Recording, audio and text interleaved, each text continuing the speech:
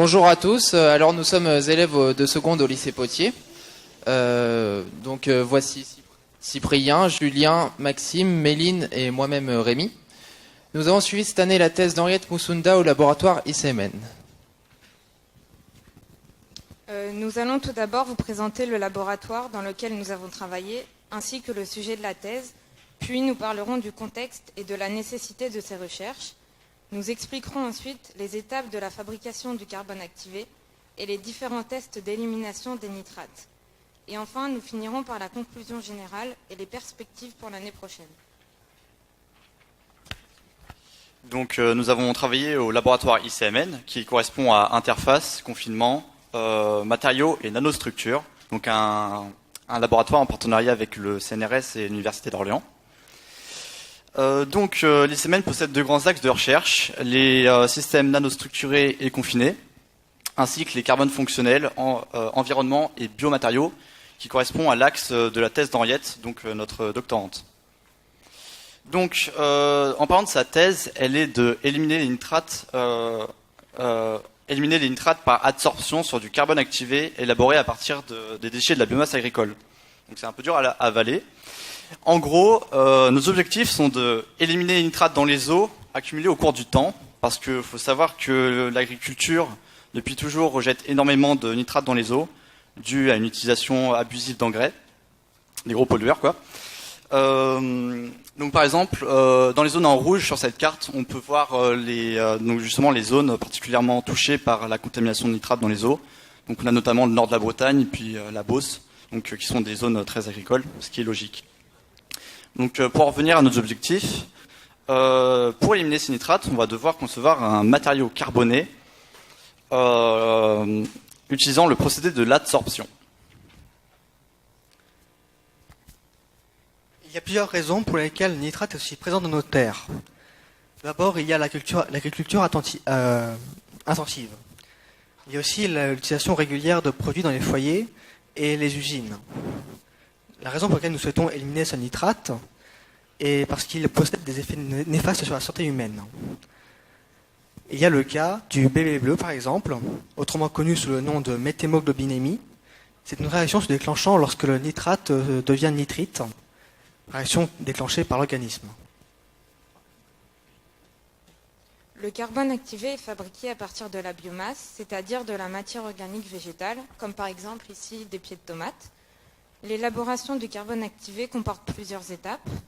Après avoir récupéré de la matière organique, on la broie pour obtenir de la poudre.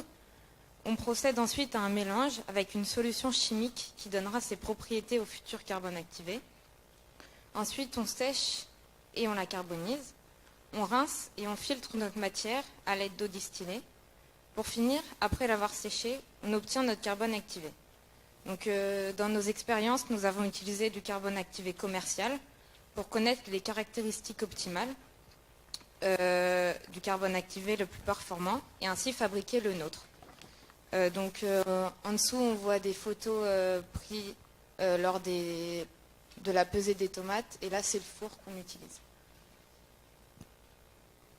Alors, au cours de nos séances au laboratoire, nous avons pu tester deux carbones activés commerciaux, le L27 et le X17, qui possèdent des caractéristiques différentes. Alors, ces caractéristiques sont la taille de leur pore, leur surface spécifique, qui comprend la surface du carbone ainsi que la surface des pores, et enfin leur caractère. Alors, pour tester leur efficacité, nous les avons mélangés dans une solution contenant 40 mg de nitrate par litre, que nous avons laissé agiter par temps croissant qui varie d'1 minute à 35 minutes. Et c'est au cours de cette agitation que les molécules de nitrate vont venir se fixer sur les pores du carbone, et c'est ceci qu'on appelle l'adsorption. Après, on filtre ce mélange, puis on mesure la température et le pH, puis on met dans une étuve pour évaporation. Une fois évaporé, on ajoute de l'acide phénol disulfonique et de la soude concentrée à 10 mol par litre,